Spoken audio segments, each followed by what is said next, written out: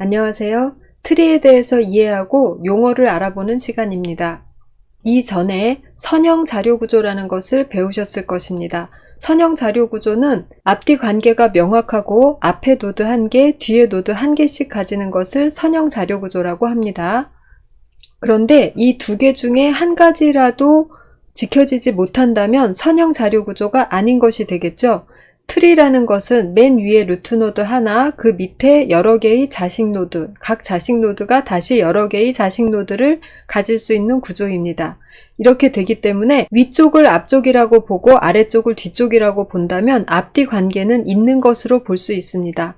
하지만 앞에 노드는 하나밖에 없지만 뒤에 노드, 즉 자식 밑으로 붙어있는 노드들은 여러 개 가질 수 있기 때문에 앞 노드가 1개, 뒤 노드가 1개라는 이 조건을 지키지 못하게 됩니다. 그래서 위에서 간단하게 설명드린 게 트리는 1대 n이다. 1대 1이 아니다. 그래서 비선형이다. 선형의 규칙을 지키지 못했다라는 뜻이고요. 계층형이다. 위에서 아래로 쭉 떨어지는 형태의 자료 구조를 하고 있습니다. 트리라는 것은 선형과 그래프 사이에 끼인 위치를 가지고 있는데요. 그래프의 경우에는 앞뒤 관계가 명확하지도 않고 1대 n도 아닙니다. 앞 노드도 다수, 뒷 노드도 다수 이렇게 가질 수 있기 때문에 그래프의 경우에는 n 대 m의 관계를 가지고 있다고 할 수 있습니다. 그리고 계층형도 아니고 그물망형이라고 합니다. 그래서 가장 단순한 구조인 선형과 가장 복잡한 구조인 그래프 사이에 트리가 있다고 생각하면 되시겠습니다. 그러면 이러한 비선형 계층 자료구조는 처음이기 때문에 이러한 자료구조 안에서 사용되는 용어들이 많이 있는데요. 그 용어들을 먼저 보도록 하겠습니다. 트리의 전형적인 구조는 이러한 식으로 생겼습니다. 트리를 가계도에 빗대서 많이들 설명하시는데요. 왜냐하면 트리 관련 용어들이 부모, 자식 이런 식의 가계도의 용어를 가져다 사용하기 때문에 여기에 많이 빗대서 설명을 합니다. 하지만 가계도라는 것은 두 부부가 만나서 자식을 거느리게 되는 것이기 때문에 조직도 쪽에 조금 더 가깝다고 할 수 있습니다. 트리에 관련된 용어들이 이렇게 많이 있는데 차례대로 알아보도록 하겠습니다. 노드와 간선에 대해서 보겠습니다. 이 그림에서 동그라미로 표시된 부분들이 노드, 선으로 표시된 부분들이 간선입니다. 다른 말로 하면 자기참조 구조체라는 것을 배우셨을 겁니다. 연결 리스트를 만들 때 자기참조 구조체라는 것은 하나의 스트럭처 안에 데이터부와 링크부를 같이 가지고 있는 것이죠.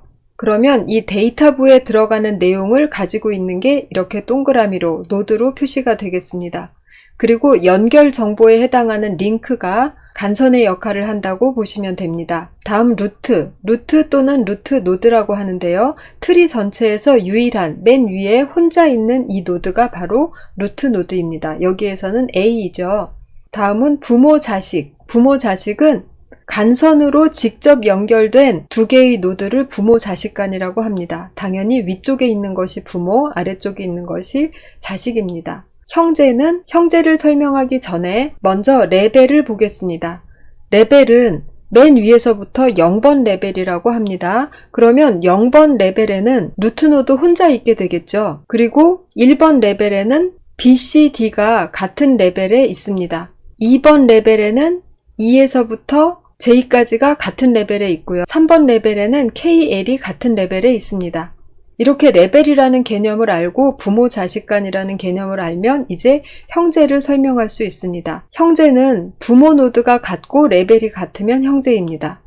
즉 H의 형제는 I, J이죠. G는 H의 형제가 아닙니다. 왜냐하면 같은 레벨에 있지만 부모가 다르죠. 이렇게 구분하시면 되겠습니다. 다음은 조상과 자손에 대해서 알아보겠습니다. 부모 자식처럼 직접적으로 간선 하나로 연결되지는 않았지만 자신으로부터 루트 노드에까지 차례대로 연결되는 와중에 만나는 모든 노드들이 조상 노드입니다.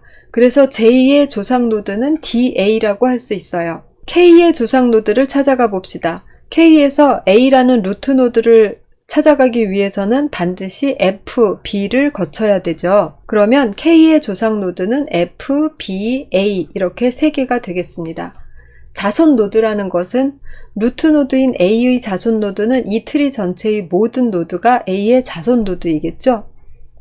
B의 자손 노드는 직접적인 자식인 EF도 자손이지만 F의 자식인 KL도 역시 B의 자손 노드입니다. 다음은 단말, 비단말 노드를 봅시다. 이걸 보기에 앞서서 차수에 대해서 설명드리겠습니다. 차수는 각 노드에 대해서 그 노드가 가지는 자식 노드의 개수입니다. D를 예로 들어 봅시다. 그럼 D는 자식을 3개 가지고 있으니까 D의 차수는 3입니다. I의 차수는 자식이 없으니까 0입니다. 그리고 차수는 여기 2가지 의미가 있다고 했죠. 각 노드의 차수는 방금 전에 알아본 그 의미이고요. 트리의 차수라는 것이 있습니다. 그것은 트리의 모든 노드의 차수를 계산한 다음에 그 중에 가장 큰 수를 고르면 트리의 차수가 됩니다. 그럼 지금 이 트리에서는 A하고 D라는 2개 노드가 차수 3을 가지고 있기 때문에 이 트리 전체의 차수는 3이 됩니다. 그럼 차수를 알았으면 단말, 비단말 노드를 구분해 보겠습니다. 단말 노드란 차수가 0인 노드입니다. 전부 불러보겠습니다. E, K, L, G, H, I, J 이렇게가 전부 단말 노드입니다. 그 이외의 노드들은 전부 비단말 노드이고요. 높이와 깊이라는 말은 레벨하고 관련이 있습니다. 각 노드에 대해서 B의 높이는 몇이냐? 그러면 루트 노드부터 자신까지 오는데 간선을 몇 개 통과해야 되느냐를 보시면 됩니다. B는 A에서 간선 1개만 통과하면 되죠. 그래서 높이 또는 깊이가 1입니다. 높이와 깊이는 같은 용어로 같은 뜻으로 사용됩니다. E는 2번 건너야 루트 노드부터 자신까지 오기 때문에 E의 높이 내지는 깊이는 2가 됩니다. 레벨하고 같죠. 그런데 여기도 역시 2가지 의미로 해석할 수 있다고 했습니다. 각 노드에 대해서는 그렇게 얘기하면 되고 이것 역시 트리 전체의 높이, 이 트리의 높이는 몇이냐, 깊이는 몇이냐 라고 하면 차수랑 똑같이 가장 큰 수를 부르시면 됩니다. 이 트리의 높이는 3, 깊이는 3이다 라고 말씀하시면 됩니다. 그렇다면 이제 이렇게 생긴 트리는 어떻게 구현할까를 생각해 보겠습니다.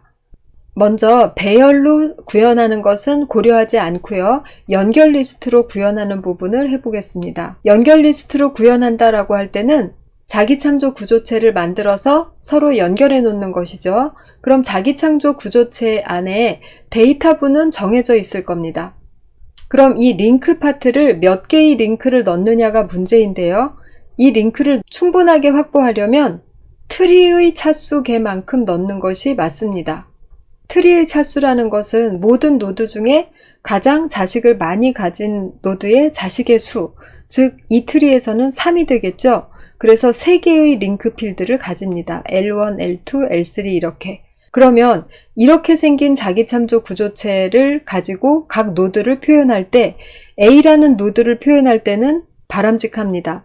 자신이 가진 데이터는 여기에 넣고 B의 주소는 L에, C의 주소는 L2에, L1에, L2에, 그 다음에 D의 주소는 L3에 넣으면 되겠습니다.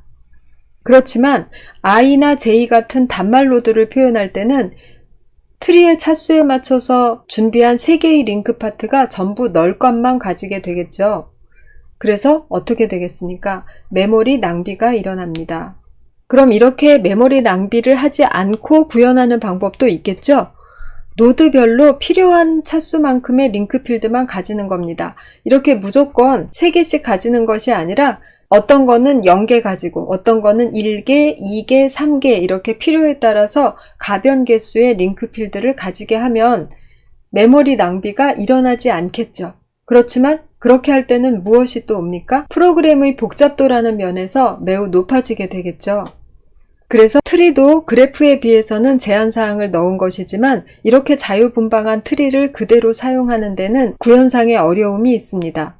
그래서 이러한 일반 트리에 또 하나의 제한사항을 넣어서 이진 트리라는 것을 만들어서 사용을 하는데 이진 트리의 활용 분야는 매우 많으니까 다음 시간에 잘 알아보도록 하겠습니다.